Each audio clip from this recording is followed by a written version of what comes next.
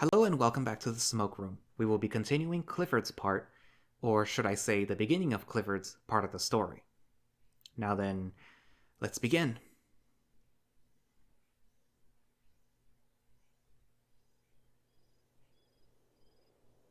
In the cover of darkness, Jedediah leads us through the empty streets all the way to the outskirts of town, where he's prepared a small wooden wagon. It ain't a pretty one, that's for sure. The paint on the wood's cracked, and what I can see underneath seems to be rotting. Not to mention the smell. A pair of rather scraggly-looking donkeys stand in front. They don't exactly look like they're going to be much help trekking across the desert. I wonder if we're going to be okay, and judging by the look on Murdoch's face, he feels much the same.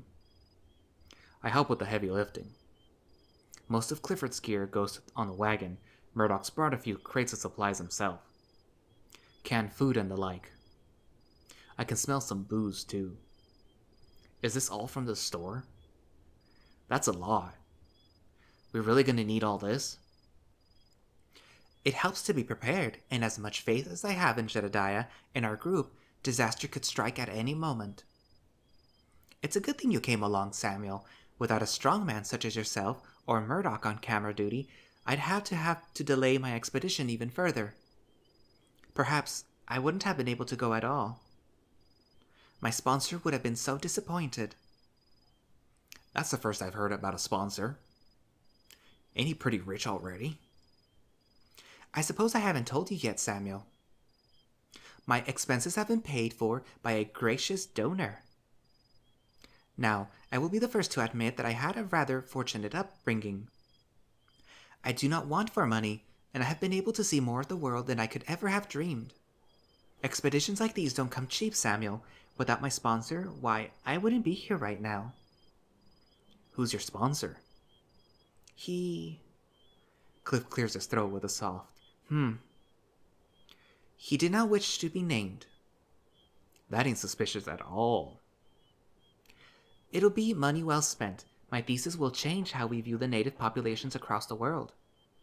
Not sure spending money on whores counts as money well spent, but I ain't complaining.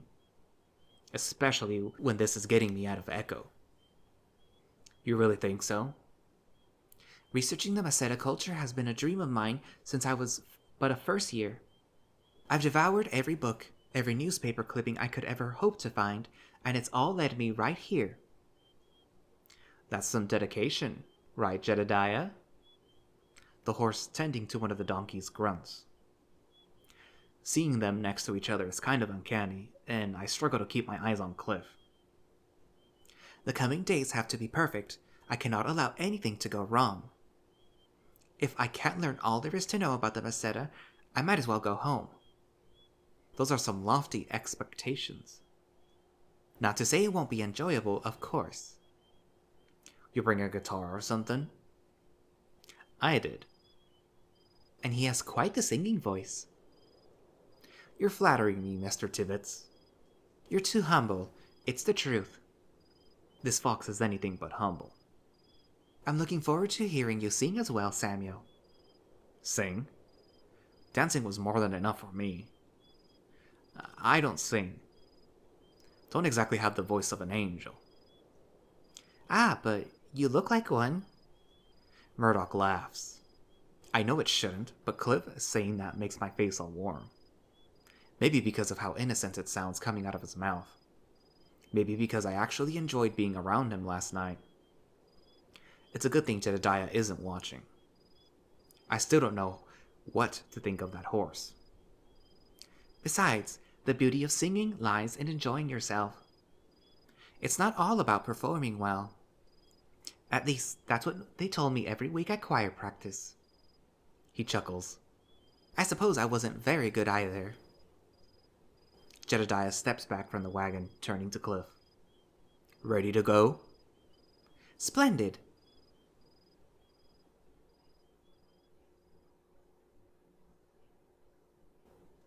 We catch the first rays of sunlight just as we pass the town gates. I don't need to see much to know that there's a barren wasteland stretching out for miles in front of us. Hoping we might see some of the woods, ain't been in a forest for God knows how long. The clacking of hoofs makes quite the racket this early in the morning. Jedediah is in his wagon, Cliff walking by his side. Either the donkeys are stronger than I thought, or Cliff didn't bring much of anything. Murdoch and I are lagging behind. Isn't that the prettiest sight you've ever seen? You've never seen a sunrise before? Come on, Sam. Where's your sense of adventure? Must have lost it with a blow to the back of my head. But I can't say that. I keep thinking about what the Hendricks said earlier. A pang of guilt hits me when I think of what might happen to Nick once James realizes this whore is out of town. Is he gonna lose his job? Get killed? That'll all be my fucking fault. Add that to the list of terrible things I've done. I'm gonna have to live with it. I try shaking off the feeling. Maybe talking will help. You leave town often? For errands and the occasional spot of nature photography, yes. But never too long. I spend enough time trying to keep up with things at home. Yourself? It strikes me that I've never learned much about you. You're not from around Echo, are you? Originally, I mean. Of course he fucking knows. I'm not surprised at this point. I have to shield my eyes from the sun once I look forward again. It's coloring the desert a glittering orange, and I have to agree with Murdoch. It does look beautiful. Cliff's struggling with the heavy map that's about as big as he is. He's looking back at us when a gust of desert wind blows it against his face with a loud smack, knocking his glasses askew. He squeaks in surprise. Jedediah, maybe in an act of mercy, takes the map from him without question, taking a peek at it himself. I too am rather curious. The stoat slows down to join us, bottle-brush tail swaying side to side, and he fixes his glasses. Seems I've got an audience. I ain't from around here, no, not even from the state. Southeastern side of the country, perhaps? He manages to pick that up. The Magnolia State. I knew it. You did? His accent clued me in, that and his way of speaking. Linguistics might not necessarily be my area of expertise, but I like to pay attention. After all, languages and how they're spoken play a large role not only in communication, but in social and cultural identities as well. They'll tell you a lot about where a person came from, even what kind of person they are sometimes. Just by listening to them? That's a scary thought. Yes! It's rather interesting. I'd love to go over it more with you in details at some point. You seem to have an accent all your own, Cliff. I may be from Batavia, but I've lived abroad a few years now. I haven't even gone back to visit. Do you still speak Batavian? I haven't spoken it in a while, actually. After I left for university, I never felt the need. Well, I'd love to hear it. What about you, Sam? Jedediah? The horse grunts, canting his head as he looks at the map. Cliff starts stammering, eyes darting left and right. I nod, just glad that the attention's off of me for the moment. You're putting me on the spot. He's stiff as a board. I'm not asking you to recite the Declaration of Independence, just a simple good morning will do. All right. Goeie Morgen. He mumbles it under his breath. I didn't quite catch that.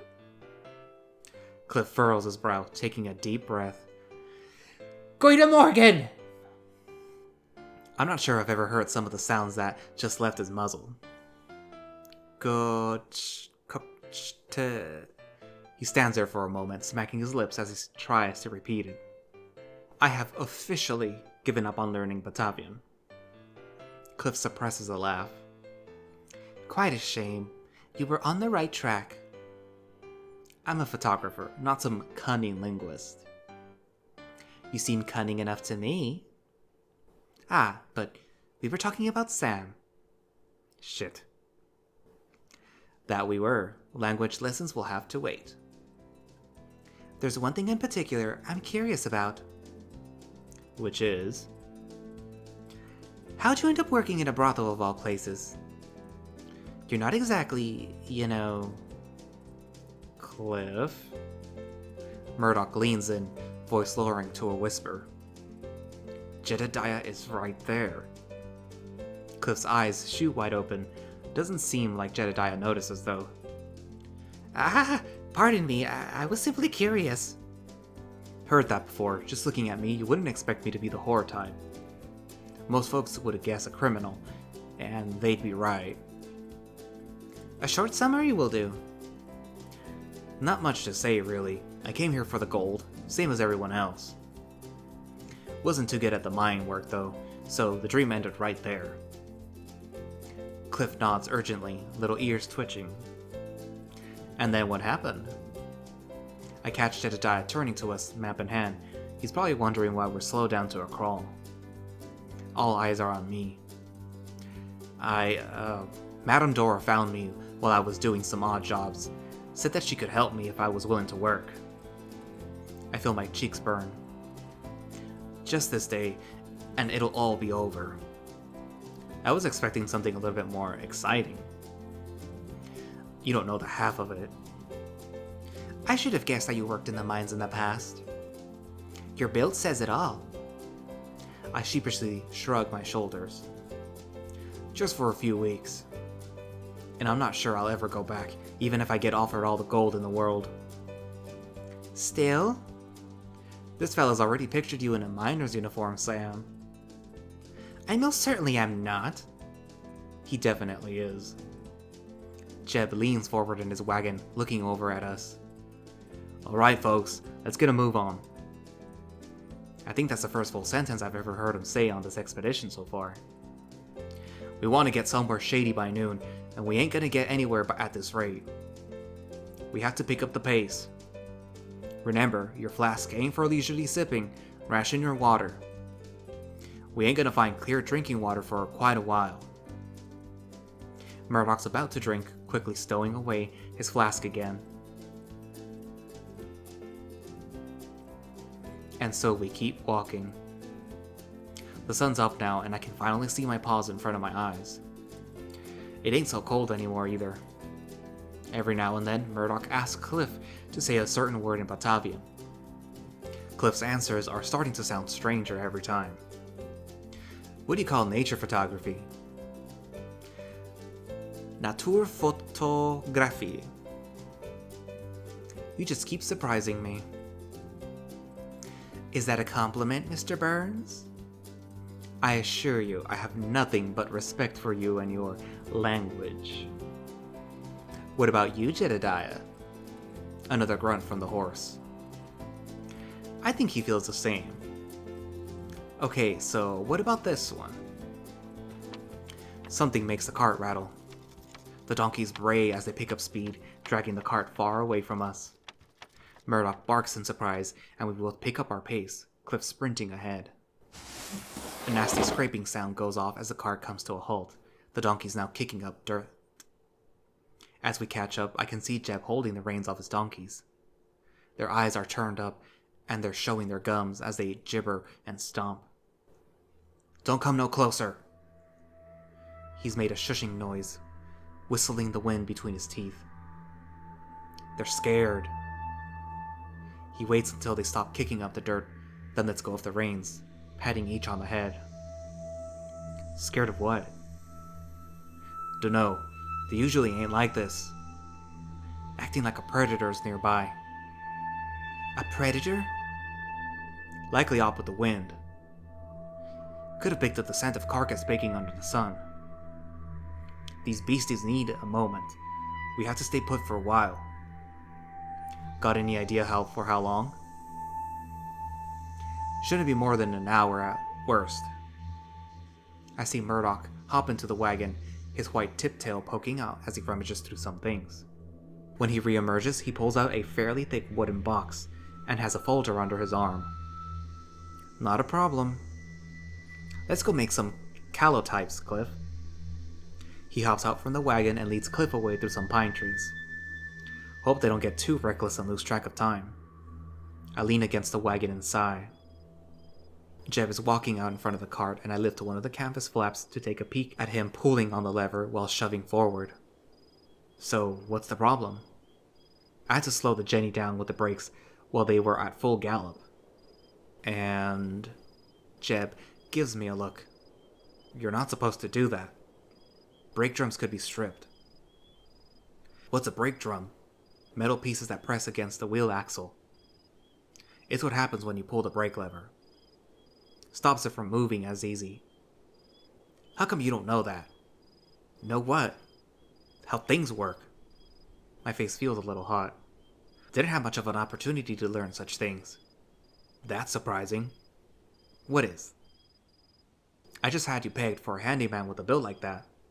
Maybe you're more of a soldier. He's nosier than I thought, too. And you seem to think a lot for a farmer. A dumb farmer's a dead farmer. More of a rancher, though. Not the best growing soil in these parts.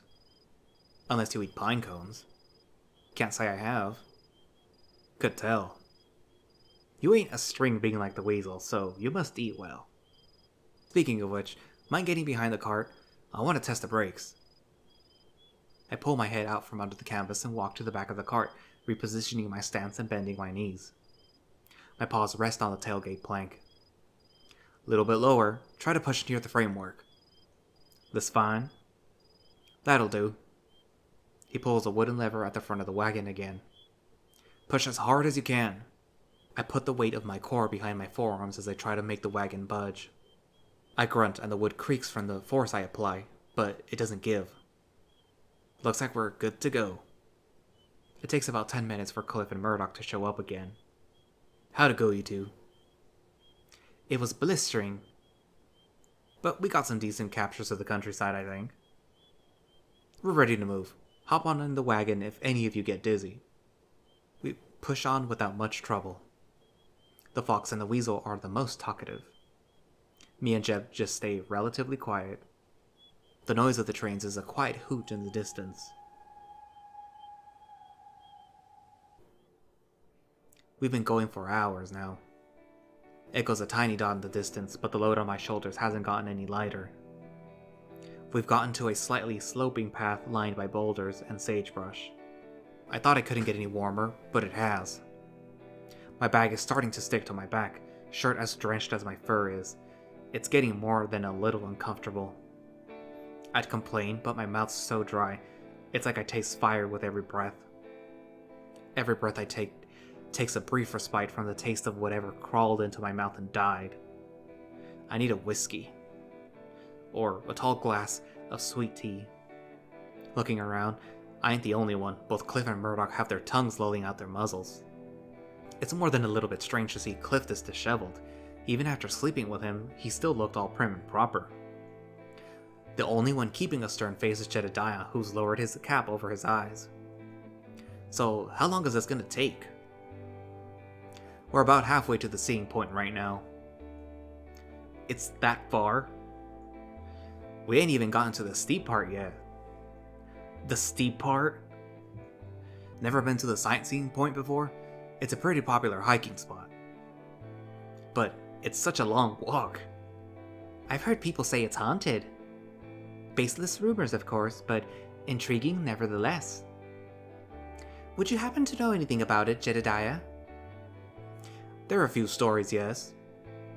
Sometimes, when you shout into the canyon at a specific time, you'll hear a voice, sometimes several voices. There's also tales of folks who peeked over the canyon's edge and saw corpses down below. When they went down to look, however, there was no one there. That sounds awful. I've heard that one too. Usually from miners too drunk to even walk out the door without tripping over themselves. So I'm not entirely convinced. People have actually died there, you know. Really? I've heard William mention it once or twice. People go out for a hike and never come back. Sometimes it's dehydration. Sometimes it's... He winces. Sometimes it's something worse. What? Like suicide? Maybe. Accidents are common, especially when alcohol is involved. It doesn't take much to slip and fall when you're at the top, especially for drunkards showing off. So, why are we going there again? I wipe the sweat off my brow and undo one of the buttons on my shirt. Cliff doesn't miss it, somehow managing to get his tongue back into his mouth before talking again. It's the fastest way to the settlement. Don't worry, there's no such thing as your typical ghost. This blasted heat is more likely to kill us than any old apparition. So why are you interested in them? Legends and myths like that play a large role in cultures all over the world. Whether about the creation of the earth or just the voices we hear when we're all alone at night, these stories shape our society and how we see the world. I'm not exactly a pious man, Samuel, but there is something special about the unexplained, believing we're part of some greater whole. Do you believe in God, Cliff? I don't know, to be honest. My mother and father were devout Catholics, as was my sister. I went to many a sermon in my youth, but as I got older and struck out on my own, I realized that who I am as a person... He takes a deep breath, a shuddering breath, shaking his head. Who I am as a person didn't exactly align with what was expected of me. I'm starting to understand what he meant by kinship last night. We're misfits, all of us. Ah, but you didn't join me on this expedition just to hear me pratter on about myself. It's okay. Indeed, we're all in this for the long haul after all. We're going to be relying on one another a lot. That we are. I couldn't ask for better companions. Thank you, all of you. That includes you, Jedediah. The horse tips his hat at us. I grit my teeth. I'm gonna hate leaving them tonight. But I need to do it. Actually, the fox stops in his tracks, grabbing his camera. He gestures at us. Would you mind? Oh, a picture? Wouldn't that be a waste of film? You underestimate me, Mr. Tibbets. I brought enough film to last us quite a while. Oh, alright then. Don't you worry, Cliff. I'll capture your good side. Do we have time for it? We're actually making good headway. Should be fine. He stops the wagon, leaning back with a long sigh. Good lighting is the most important thing for an outdoor photograph.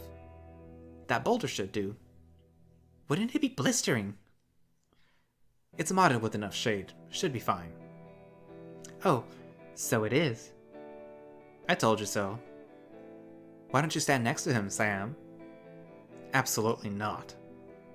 Suit yourself, sourpuss. Look slightly down and tilt your head to the left. I'll count down from 3. Remember to sit still and give me your best smile. 3, 2, 1. Got it. Now let's get one without your shirt. Why? Because he's a sex pervert. In that case, the shirt comes off. I thought you would be more understanding, Sam. I just think it ain't the smartest move to leave evidence. No telling what folks would do with this stuff in the wrong hands. With a body like Cliff's, I find it very easy to imagine what someone would do with his image in their hands. Besides, he's only shirtless. For now. For now. I shake my head as this sorry sight goes on for 10 more minutes. The sagebrush is getting thicker as we climb the slope. Pretty soon we're almost at the top of the canyon trail. I ain't been this high in a while. Not since getting to Echo. I take a look at my watch. It's almost noon. We've been walking since dawn. Counting the breaks we took, it must have been about 7 hours. I can definitely feel it wearing me down, and I'm not used to moving a lot during the day. Can't imagine what Cliff must be going through. Starting to wonder if I'm even gonna have the energy to run tonight. I gotta, either way. I ain't sticking around. Almost there now, just a little longer. Is there shade at the top? Some. And a tree stump or two to sit on. Good. I can't feel my paws anymore. I can't either, and I need to wring out my shirt.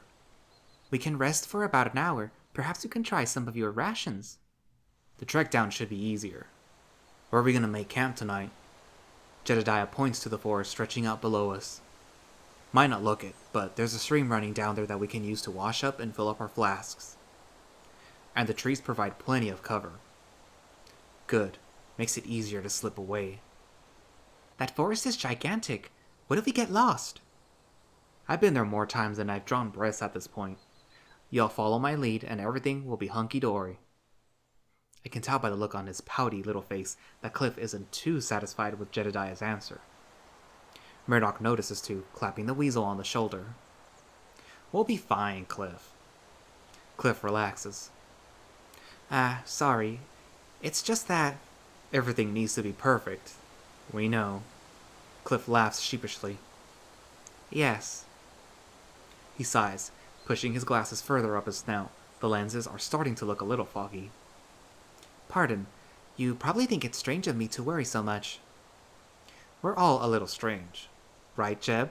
The wagon comes to a halt, the wheels creaking. One of the donkeys starts balking. We're here.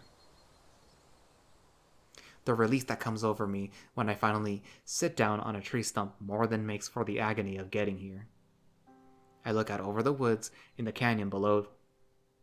They stretch out for miles and miles, so dense that I can't see the ground underneath. You don't see this much green in Echo, that's for damn sure. Jeb's checking some of the supplies we unload from the wagon. He urged Cliff to take a break, but there the weasel is, running his little paws over every crate and bag to make sure everything's in there. Got everything you need, Professor? He takes a satchel from the top of the things still on the wagon. Everything is accounted for, and I suggest we get some rest. You don't gotta tell me twice. First thing I do is decide to take off my shirt. The sweat's starting to remind me of the hip a little, and I feel a little need to clean myself coming up. I got more than one pair of eyes on me. Murdoch whistles. I've been told the views up here were nice, but I wasn't quite expecting this. Murdoch! His tone's admonishing, but the stoat's ogling me too. As is the horse. When I lock eyes with Jedediah, he immediately turns around, pretending to take care of the donkeys. I don't pay it any mind. I'm used to folks looking. It really is a sight to behold. Keep staring like that and I'm gonna ask for payment. He clears his throat, gesturing to the trees. I was talking about the canyon. Sure you were. Cliff pads on over and I press my legs together to give him some extra space on the stump. He doesn't hesitate one bit, leaning up against me after tucking in his tail. His ears are red. Do you mind? Not at all. He's smelling rather strong, and I'm not at all like flowers this time. It's musky, earthy. It ain't a bad smell, but it's surprising what's underneath all that perfume. He lets out a shaky breath. He tries to relax, but before long, he's fidgeting again. I put a paw on his back. You okay? Very. I dare say this is the most I've enjoyed myself since... Well, since I met you, Sam. It's a bit too much, but I'll let the weasel have his fun just for today. It's the last day I'm his. That's good, I whisper so Murdoch and Jedediah can't hear, and give his arm a squeeze. He squeaks. That good. He closes his eyes, breathing out through his nostrils. You're fidgeting. I'm just anxious to get started on my research is all.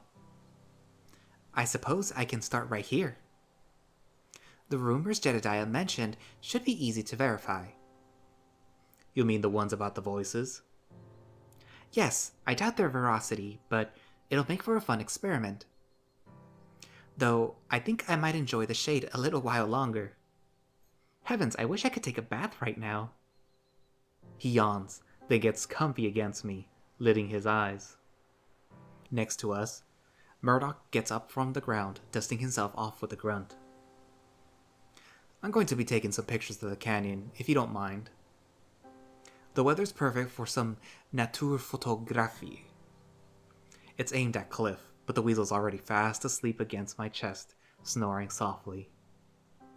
Murdoch tisks. If you need me for anything, I'll be a bit further down the trail. Just be careful where you walk. Of course, I don't want to break any of my equipment. Or your neck. Murdoch chuckles. Jedediah, what do you take me for? A rookie? I'm hurt.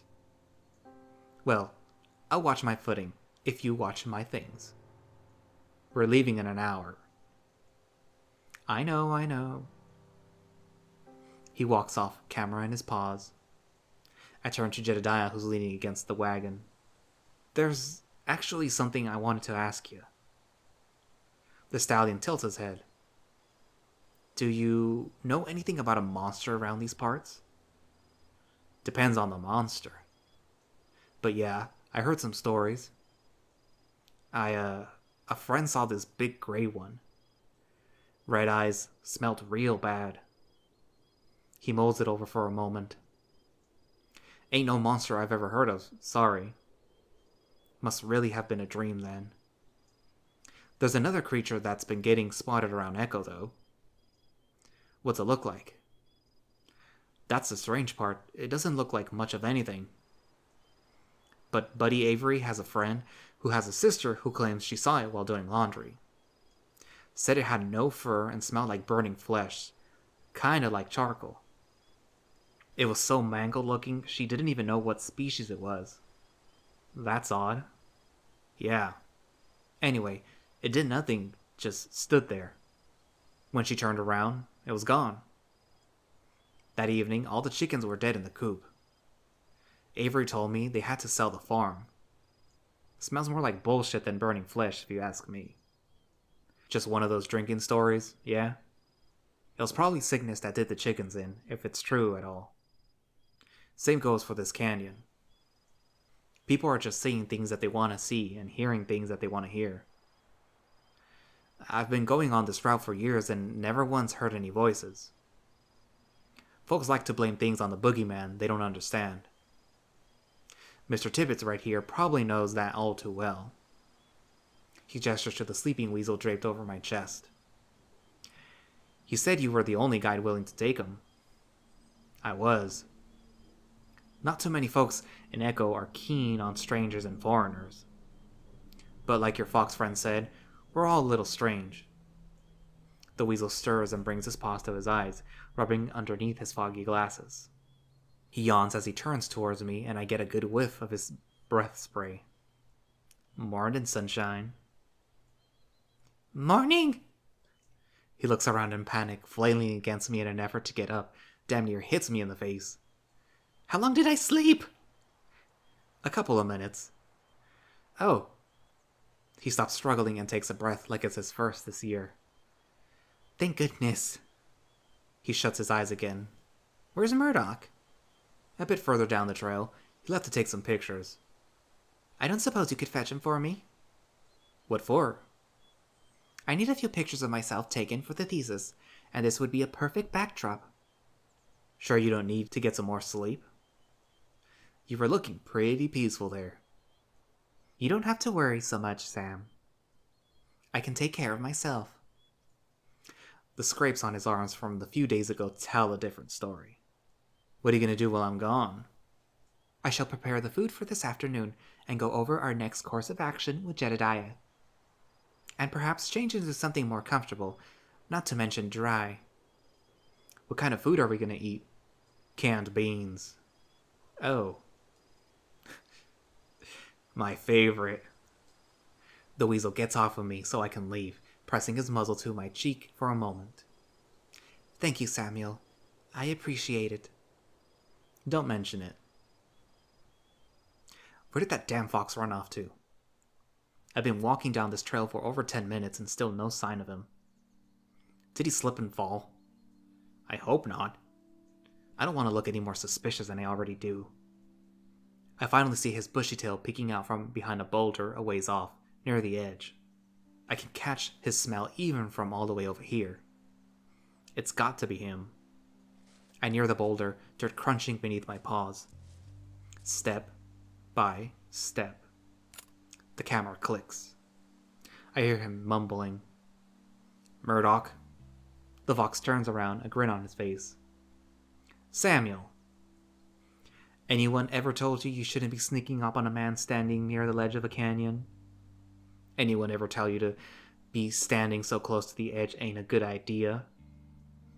You have me there. Heard you mumbling. I've been talking for a while, but the canyon hasn't replied yet. Guess the stories weren't true after all. I'm almost disappointed. Cliff told me to come get you. Said he wants his picture taken. I'll head right over then. Can't leave the boss waiting. I'm still dying to know what scared you off the other day. I've already told you. Was that the truth? I hesitate. Sam, if you have any information that can help... I don't. Good, he doesn't know. I'm worried about you. Why?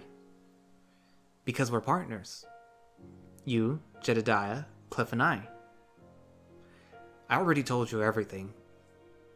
Alright, I'll stop prodding. There's something else I wanted to talk to you about anyway. He wipes the sweat from his brow with a sleeve. What is it now? Cliff. You know, he's rather smitten with you. I couldn't tell. I suppose he does make it rather obvious. What about you? How do you feel? What are you getting at? Are you jealous or something? Not at all. Quite the opposite, in fact. The damn fox is speaking in riddles again.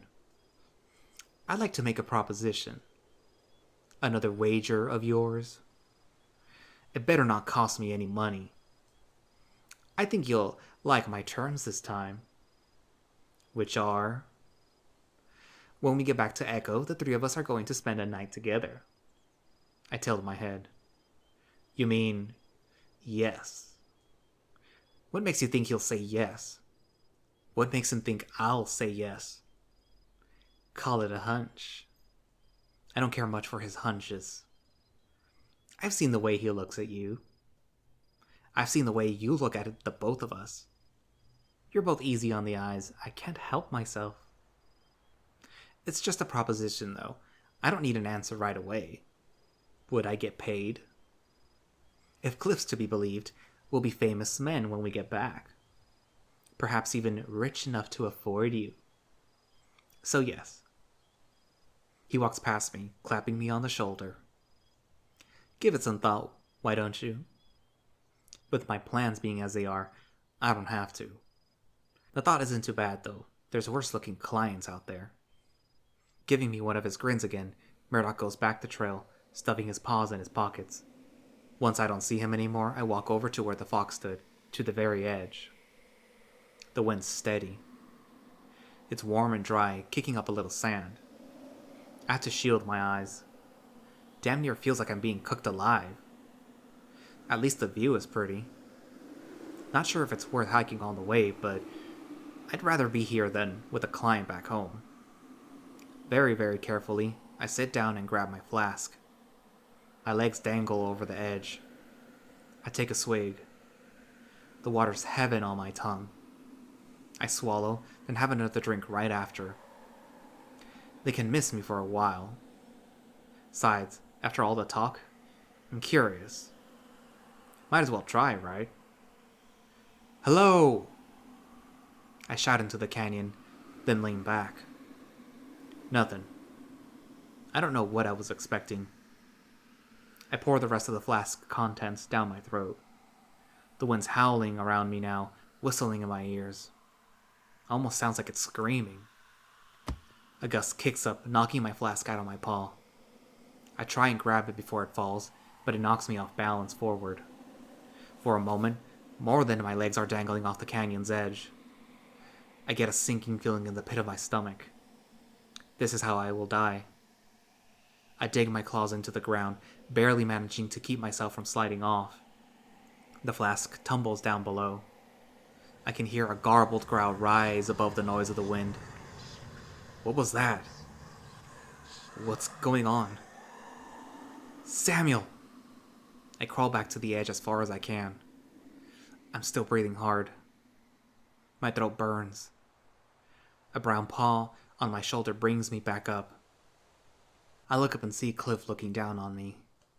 He told me about them when we were walking to town hall this morning, but I almost don't recognize him in his new clothes. What's wrong? Nothing. I wouldn't say it's nothing when you've been gone for an hour. An hour? I look at my watch again. An hour past noon. I could have sworn it'd only been here for 2 minutes. Murdoch returned a while ago, but you never showed. You had us all worried. Are you all right? You look rattled, to say the least. I'm fine. I just heard. Voices? I nod. It might have been the wind. True, the wind is rather strong up here. I must admit, I did try it myself. Out of curiosity, of course. There's no way I'd believe such a tall tale. No luck, however. Just like Murdoch. I didn't like it. Look at it differently, Samuel. You should count yourself lucky enough to experience a phenomenon like that. I don't feel lucky. Sorry. We'll put a pin in it. What matters is that you're safe. He extends a paw, and I take it all too happily. By the way, he leans in. It's a good thing you missed our afternoon meal. I could barely stomach those beans. It's not about having a refined palate either, he whispers. They were revolting.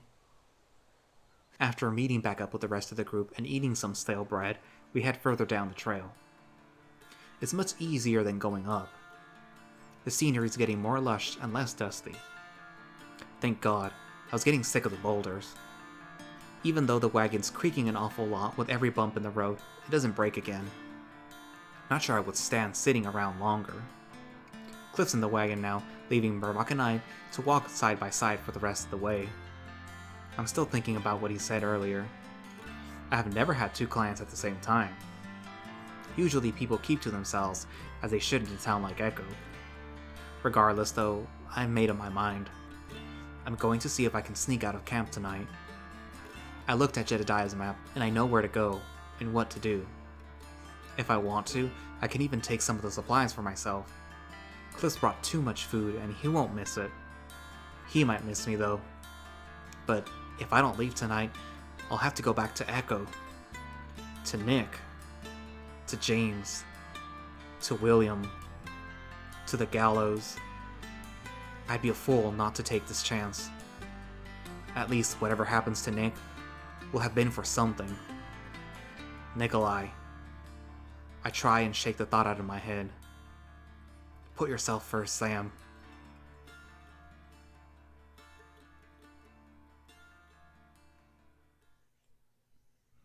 And I'm gonna leave it there. Technically, I could go on because something exciting is about to happen, but I'll leave that for next time.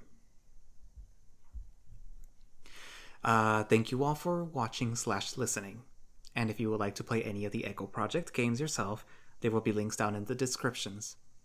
And if you would like to support the Echo Project, then you can find a link to their Patreon in the itch pages. I recommend that you do support them because they do very good work. And if you do, you will get early access to all of their projects. And then come this March, you will get earlier access to Arches. And you'll also get access to some other little goodies here and there. And then eventually when Glory Hounds comes out, well, you will also get early access to that. And you won't have to wait for me to narrate any of it. So yeah, I will see you guys next time, and bye-bye.